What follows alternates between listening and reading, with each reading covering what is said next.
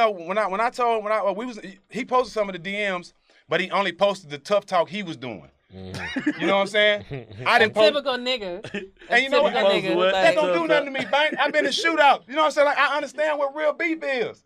So that wasn't doing it. You can go ahead and post it, bro. I'm not going to do none of that. I got the same conversation. So he didn't accept it? We both said we was going to publicly apologize. He didn't.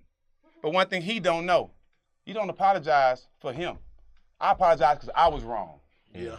You know what I'm saying? Yeah. And that's the difference between a man. I'm a man, bro. I apologize, so what? That ain't stopping my checks from coming. Right. You know what I'm saying? Me apologizing to you. I'm not trying to be tough. I'm not trying to look tough. That's what he's trying to do. So you feel like did that situation make you be like, I'm gonna stop playing with these niggas? Nah, it ain't that. I'm gonna always be me, and I'm gonna always speak my mind. That ain't gonna never change. But at the same time, this situation showed a lot. A lot of the people that I ride for, that I speak up for, and you follow me. I give a lot of people love and props. They wasn't nowhere around when I was going through all this, but it was noted. Nigga probably feel like you wasn't going through shit though, Stat. That's y'all business. Nah, not even that. But like, I jump in a lot of people. The old But Stat, that's the type of friend you is. yeah, I'm riding. You running in stand. I'm riding. You going in the stand about your work. But I expect the same from my niggas though.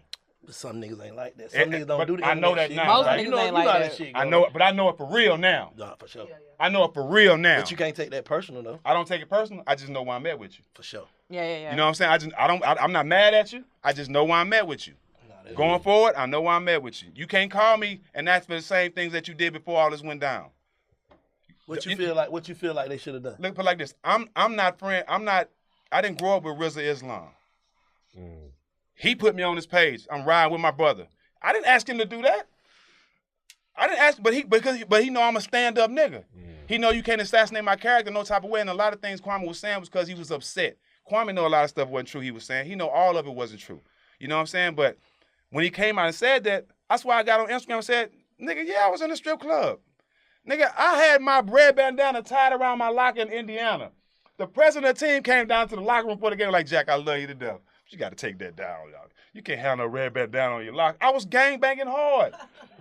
We the reason a lot of people was gangbanging. Me and Baron Davis was a lot of people. Shout out to Stacey Augman. He was the OG. You know what I'm saying? So I didn't deny none of the stuff he said because it was true.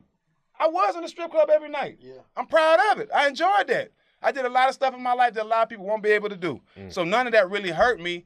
But the thing was, I knew he was hurt by saying all those things. Because we was just talking about basketball. We didn't get personal with him not one time. Right. And then after the joke was said, we laughed and went on.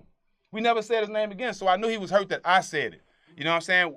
Yeah. Him and Matt kept going back and forth. But like Matt said, I ain't Muslim. I won't smoke. You know what I'm saying? And I feel him. I feel him. You know what I'm saying? He started talking about Matt kids, his baby mama and all that. He got real personal, bro. See, like, we just had a discussion about this. Return. But that's what he won't smoke too. No, but that's what I'm saying. Like, some shit just don't be cool. Like, but listen, when a nigga saying that, he ready to do something. He ready to die or something. Hey, but look. I put it like this, when you go to the point where you can't come back from it, bro, you just said fuck it. Yeah. How can you, like I always say, bro, you can't tell another person Kwame's how to react. 7 foot, about 300 pounds. He shouldn't be afraid of nothing. You know what I'm saying? But you can't tell a nigga how to react when they upset. When America get upset, they go kill the whole country. That whole country over there. I don't give a fuck who out there. You shouldn't be from over there. Yeah. That's how this shit go. Big. How y'all gonna tell that man goddamn who to talk about? I'm just saying like this. You can't tell him what to say. Oh yeah. Jade always saying like you can't bring the kids in it. But you never want to be that person, Bank, where you say some stuff and you got to recant and say, man, I apologize. I didn't mean that part of it. That's what I was saying. That's a smart But thing. he might mean that. Some people mean Bruh, that. Though. I know Kwame. I know Kwame. He a good dude, bro. Yeah. He didn't mean all that personal shit. You knew him. I know him. You don't know what a nigga change every day. He's right. You right. Nigga wake up tomorrow, I'm different. Fuck all that. Yeah. Nigga can't. Oh, you don't never know. But the fact that he's even you would have took that shit to a whole nother level if it would have been gangbanging stat. Yeah. But the fact that he's even able to say that in the midst of even their differences, that he's a good dude shows that he's a real nigga. He was a good dude. That's what I could have got personal, Bank. No, I get what you're saying. You know what I'm saying? But you still can't. What I'm saying is we cannot blame a person for being them. We don't know what Kwame Brown been going through. Nigga been saying that man sorry for 30 years. You know what I'm saying? 20 years. That's why I say I get it. His bitch bitch probably be saying, you sorry, you sorry. Tried whatever. You never know. This nigga probably done snap. Man, so I tried to watch. I might have got 10 minutes of that. That might have been the dumbest, ignorant piece of interview I've seen. And the people who did the interview did no research. They didn't know what the fuck they were talking about. That dumb girl, I thought he was talking about the man from Detroit. I'm like, how do y'all? I refuse to believe that these professional radio hosts did not do any research and that these 3 black folks have not heard about this Kwame Brown situation over the last month. If you haven't heard about this, you're living under 2, 3, 4, 5, 6 different rocks. There's no way they didn't know about this before they came up to, before they did this interview. Now, Stephen Jackson, condescending as this nigga just talks on the side of his neck and just he compromises himself every time he opens his mouth, bragging about how he was gang banging in the league. He had they used to tell him, hey, you got to put your blood flag and you can't have that in the locker room. It's like, bro, you was making $10 million a year and you was gang banging. Let that sink in. Most guys that are doing that because they feel like they have no choice. They in prison, they need protection. They grew up in a gang-related neighborhood, whatever it is. You're not banging if you got options. Niggas who got options ain't gang banging in the streets. So right there alone, this shows you how stupid he is. And then the fact that you could say, well, he was young and dumb. He's Stephen Jackson's almost 40 years old, and you still talking about, I gang bang. Yeah, I was in the strip club. Yeah, I was like, nigga, you sound like a damn fool. You notice once Kwame Brown started calling him out about all of his, personal stuff, that's when he started this whole Muslim thing. Now Stephen Jackson's actually 43. Both of these guys are older than Kwame Brown. Matt Barnes is 41. Stephen Jackson is 43. And now, he's a Muslim. He don't smoke no more. He's cold turkey. I don't believe a straight stoner could just go cold turkey. He probably just ain't smoking on camera no more. You know what I mean? Because he don't look like he's changed that much. Not to me. You changed overnight. All of a sudden, now you a Muslim. Some of them, they call him machine gun Muslim or whatever they call him. And now you're a changed man. But like I say, all he does is backtrack on everything he says. I didn't do this. I didn't. Kwame just mad. And then anytime someone has to keep boosting up their individual success to complete their argument, or when they, arguing with you, they have already lost. It's the reason why I stopped doing rap debates, because you could be debating about 2 rappers and then somebody would bring up someone's net worth. Oh, well, so-and-so was on the Forbes list. I'm like, okay, but what that got to do with that garbage album he put out? You know what I mean? Like, you bragging about how much money you made, all while telling everybody you for the people. That's just so condescending. You for the people, but you sitting here bragging about how much money you got and these deals with Showtime and this and that. And it's like, bro, you ain't for the people. And then he says he's always been for the people, but really he's butthurt because a lot of the people ain't fucking with with Stephen Jackson no more.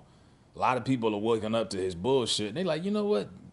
Because when I was younger, I used to think Stephen Jackson was an NBA goon. I would put him in that same category with, Spreewell, Artest. Malice in the Palace is really what solidified his gangster. But most tough guys in NBA history back in those days, Charles Oakley had about 70% of the league shook, and he never gangbanged. Spreewell, all of these cats, Tyrone Allen, all of these cats didn't have to gangbang to get respect.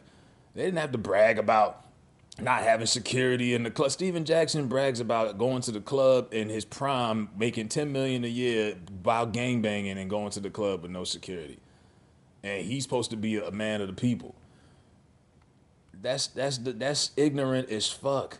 And then goes on and backtracks as far as, I'm not an activist. He goes on to say he's not an activist. He only was out there because George Floyd was his friend, which I still kind of question, the authenticity of that full relationship. That's just me. But I'm like, bro, you was out there in the streets with all them BLM people. Don't try to backtrack now, because now the Rome Empire is falling down. You know what I mean? You was out there with them folks, man. Don't sit and try to, because rather you want to backtrack and say you're not an activist. Actions speak louder than words, and on paper, you're an activist. I can Google Stephen Jackson activist and all of these pictures of him showing up to all of these, protests. it all pops up. And like I said, you ain't for the people. You one of them people that's misleading black folks. Let's go out here in these streets and march and protest and go home and not have nothing to show for it. Meanwhile, our homes and our neighborhoods are destroyed, and you got women in the Black Lives Matter organization buying $1 million homes. And then you got black people going back to their neighborhoods that are in flames and all kind of nonsense because y'all told us to march the streets. Like, niggas been marching for 50 years. It's time to do something different, don't you think? You know, but they not gonna tell you that. Their job is to program you and to keep you dumb and to keep you having hope, but hopeless at the same time. You know, that's his job. And of course, he gonna take up for his boy Matty Barnes and Charlemagne, and this interview was, like I said, I couldn't even stomach this whole interview. It was biased as fuck. They acted like they didn't know anything. The only person that kept it real was Big Bank. That's the brother in the black shirt. And he was like, you can't tell somebody how to react when y'all been messing with him for 20 years. And of course, Kwame went in on him. Because I came home, I was like, oh, why is Kwame talking about Stephen Jackson at 2 a.m? And I said, oh, he's responding to this. Somebody must have sent him this interview. Stephen just can't get away from it. At this point, Kwame is dragging these niggas like 50 did Ja. And everywhere they go, just like everywhere Ja Rule goes, they ask him about 50, no matter what. That this is going to follow Stephen Jackson and Matt Barnes for a long time. The people have chosen Kwame Brown as the unanimous, undisputed champ. And they ain't really rocking with y'all because y'all are exposed. Like I said, Stephen Jackson exposes himself every time he talks. You ain't got to brag about how successful you are.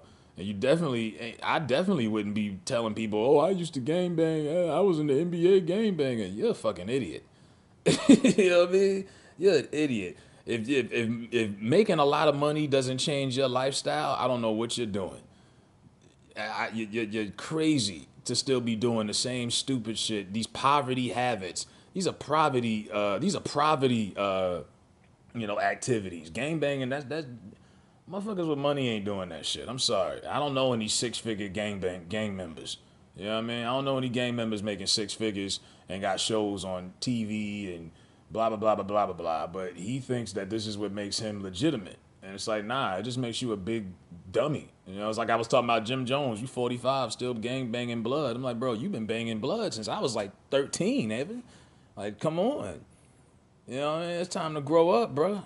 You know what I mean? But it's like that old adage. A lot of basketball players want to be rappers, and a lot of rappers want to be ball players. I think Stephen Jackson wanted to be a rapper because he always lived the lifestyle of a rapper. The strip clubs, this, that.